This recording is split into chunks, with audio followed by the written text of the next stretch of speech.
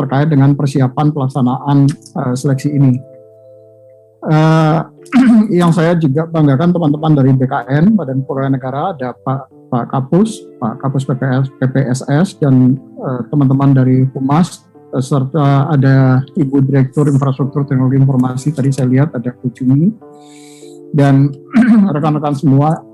Jadi ini adalah pertanyaan yang sering diajukan ke saya, Pak, kapan sih seleksi itu akan dilaksanakan? Seleksi untuk SKD, baik itu untuk CPNS ataupun P3K non-guru.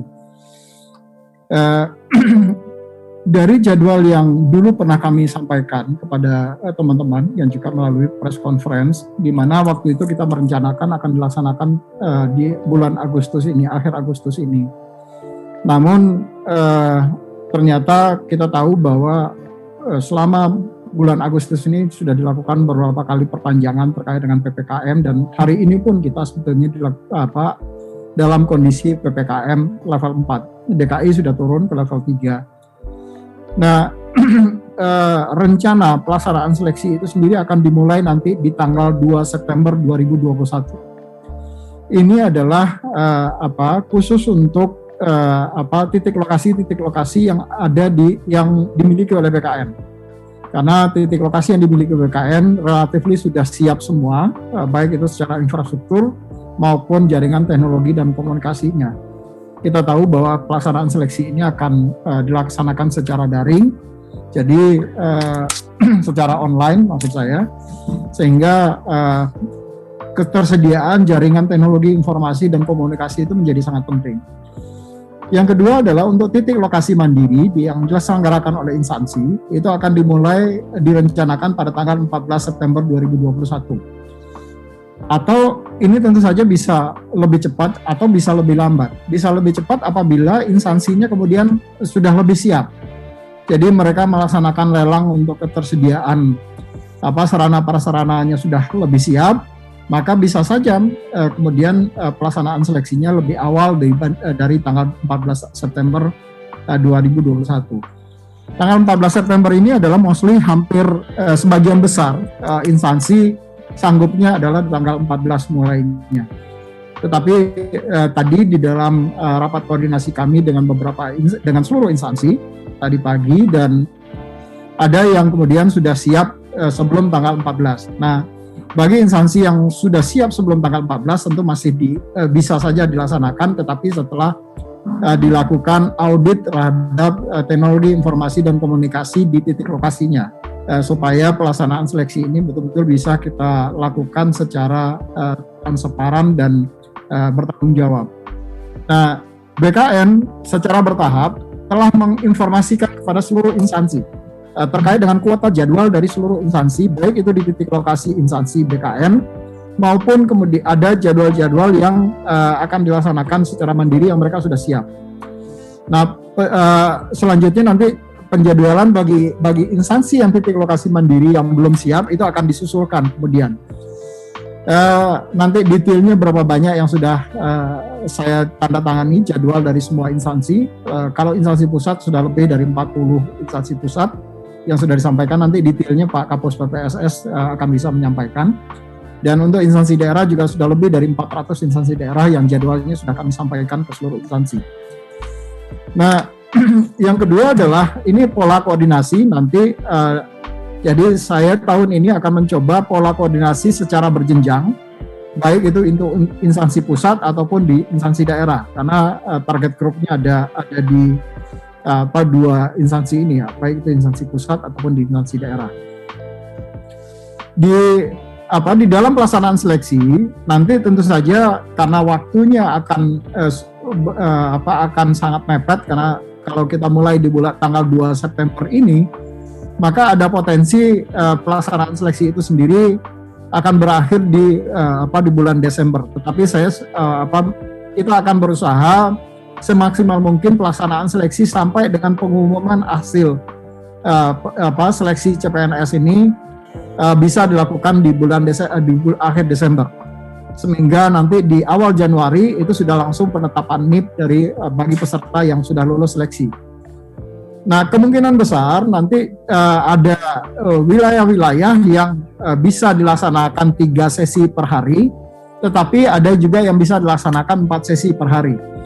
Nah, wilayahnya ini akan sangat tergantung tidak saja dengan kekuatan sarana dan prasarananya, karena sarana dan prasarana ini akan menentukan pada akhirnya diagram flow dari orang keluar masuk perubahan antar sesi, tetapi juga akan sangat tergantung pada ketersediaan atau tingkat keterparahan penyebaran COVID di wilayahnya. Jadi kalau wilayahnya masuk zona merah misalnya, walaupun jumlah PC-nya di bawah 100 misalnya, maka tentu saja ini perlu pengkajian utuh dari kami, apakah ini manageable nggak kalau kita lakukan 4 sesi. Jadi ini akan sangat dependable sebetulnya, sangat tergantung pada situasi dan kondisi di lapangan. Tapi dalam perencanaannya sendiri kami ada yang merencanakan yang bisa diselenggarakan 3 sesi dan ada yang bisa diselenggarakan 4 sesi per hari.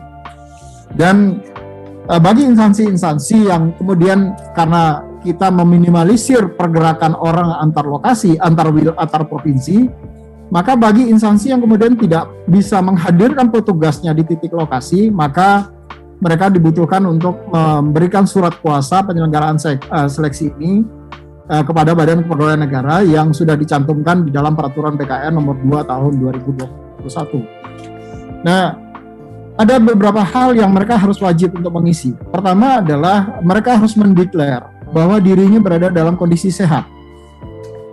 Terutama selama paling lama itu adalah dalam kondisi 14 hari terakhir. Jadi mereka harus mengisi form deklarasi. Form deklarasinya diisi melalui sistem di SSCASN BKN Go ID. Di situ sudah kami siapkan sistemnya. Mereka tinggal mengisi dan tinggal mengklik.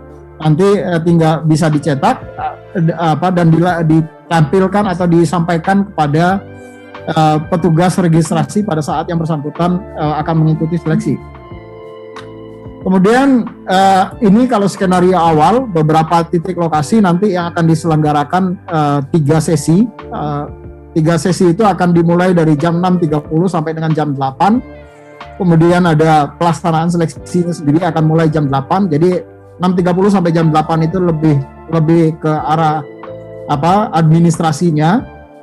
Kemudian pelaksanaannya sendiri selama 100 menit, lebih kurang 100 menit untuk pelaksanaan seleksi SKD-nya.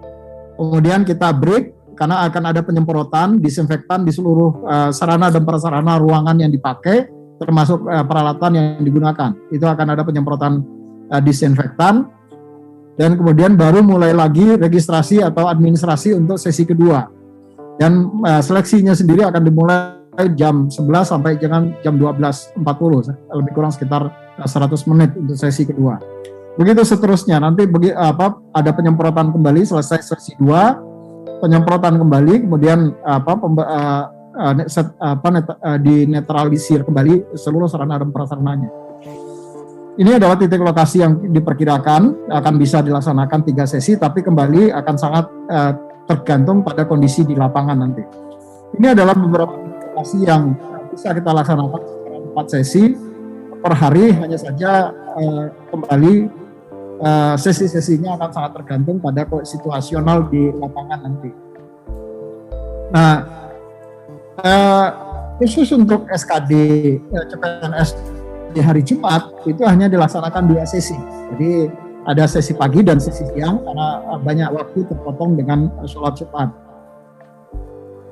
Kemudian untuk kompetensi P3K non-guru, ini adalah pelaksanaan seleksinya 3 sesi per hari, dan di hari Jumat juga hanya dilaksanakan 2 sesi.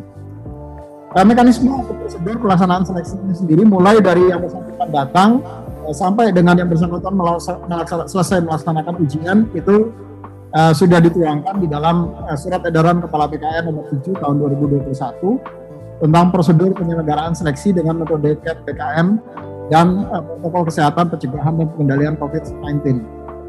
Jadi sama dengan tahun kemarin, di mana seluruh pengantar hanya boleh mendrop dan meninggalkan lokasi segera.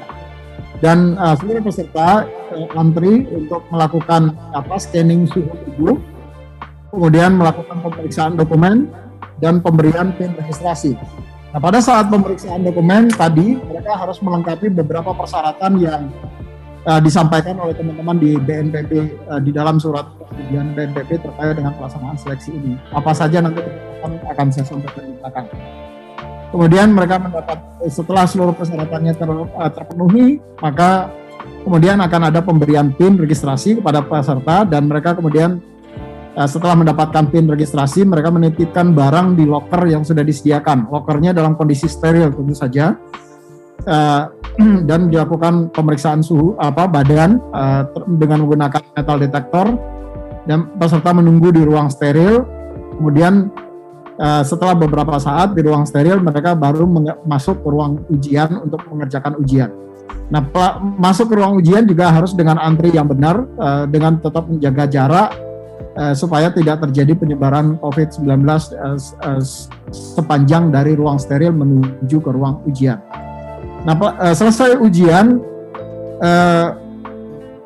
pintu kedatangan dan pintu keluar ruang ujian itu akan dibedakan, sehingga potensi untuk terjadi selisih di tengah jalan itu diminimalisir betul, sehingga orang tidak akan ketemu antara peserta yang akan baru ujian dengan peserta yang sudah menyelesaikan ujian. Nah, hasil seleksi karena peserta pengantar tidak diizinkan untuk tinggal di titik lokasi, maka mereka bisa mengikuti hasil seleksi dari seluruh keluarga yang mengikuti ujian melalui live streaming di channel YouTube-nya BKN. Nah, peserta sendiri juga nanti akan bisa mendownload hasil seleksinya untuk mendapatkan sertifikasi nilai kelulusan dari para peserta. Jadi berapa nilai yang diperoleh dari seleksi SKD ini, mereka bisa mendownload dari sistem yang sudah disiapkan. Jadi tidak perlu mencatat sebetulnya karena sudah ada nilainya.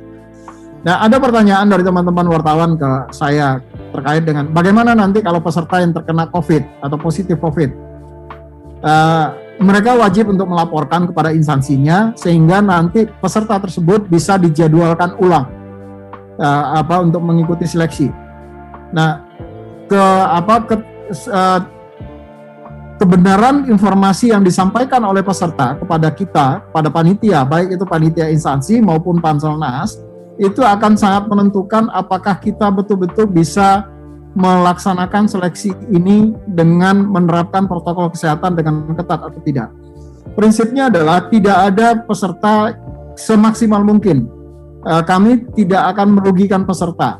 Jadi mereka nanti kalau memang mereka adalah positif COVID, maka yang bersangkutan akan kita jadwalkan ulang. Atau bagi peserta yang misalnya dia sudah melakukan rapid test antigen ataupun sudah melakukan swab tes PCR misalnya dan hasilnya negatif, tapi pada hari H-nya ternyata yang bersangkutan hasilnya positif. Nah, bagi yang bersangkutan yang sudah terlanjur datang dan begitu dilakukan scanning suhu tubuh dan segala macam, ternyata yang bersangkutan positif COVID, maka yang bersangkutan nanti akan ditempatkan ujiannya di tempat yang sudah disediakan. Ruangannya ruangan terbuka, tidak ada AC-nya tentu saja karena sirkulasi udaranya harus terbuka luas. Dan bagi peserta yang bersangkutan, di setiap titik lokasi kami sudah menghimbau kepada seluruh panitia seleksi instansi, di setiap titik lokasi harus disediakan ambulans. Nanti kalau yang bersangkutan datang dengan menggunakan kendaraan umum, maka yang bersangkutan kemudian harus dipulangkan dengan menggunakan kendaraan ambulans. Jadi mereka tidak diizinkan untuk menggunakan kendaraan umum kembali karena sudah terdeteksi atau sudah positif COVID-19. Jadi supaya tidak terjadi penularan selama yang bersangkutan di dalam perjalanan. Nah, bagi peserta yang harus dijadwalkan ulang karena dia positif COVID, maka instansi wajib untuk membuat surat permohonan kepada Kepala BKN. CQ adalah Deputi Bidang Sistem Informasi Kepegawaian untuk dilakukan penjadwalan ulang bagi peserta yang bersangkutan.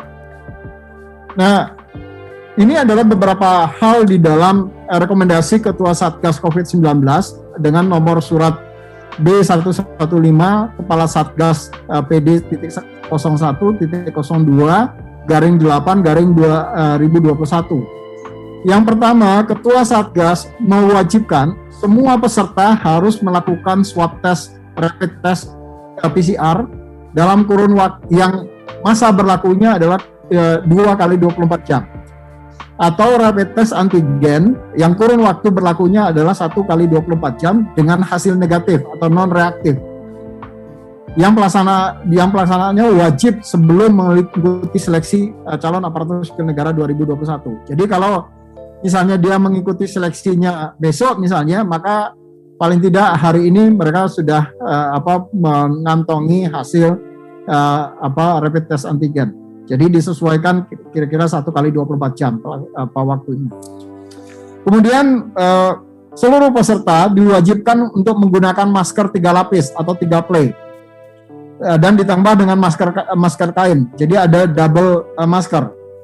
Karena kita tahu dan sadar sepenuhnya bahwa varian Delta ini tingkat penyebarannya luar biasa cepat, dan menurut press conference teman-teman WHO yang kami baca, kalau COVID yang varian pertama, varian Alpha, tingkat penyebarannya masih membutuhkan waktu sekitar 15 menit. Kalau misalnya saya berkomunikasi dengan orang yang terkonfirmasi positif COVID dan saya membuka masker selama berkomunikasi dengan yang bersangkutan, maka tingkat penularannya itu sekitar 15 menit. Tetapi yang varian Delta ini itu dalam 6 detik saja sudah bisa tertular. Itu report yang disampaikan oleh WHO beberapa waktu yang lalu. Nah, kami tentu sebagai yang bertanggung jawab di dalam penyelenggaraan ini tentu perlu berhati-hati betul, jangan sampai seleksi calon aparatur sipil negara ini kemudian menjadi klaster baru di dalam penyebaran COVID-19 itu sendiri.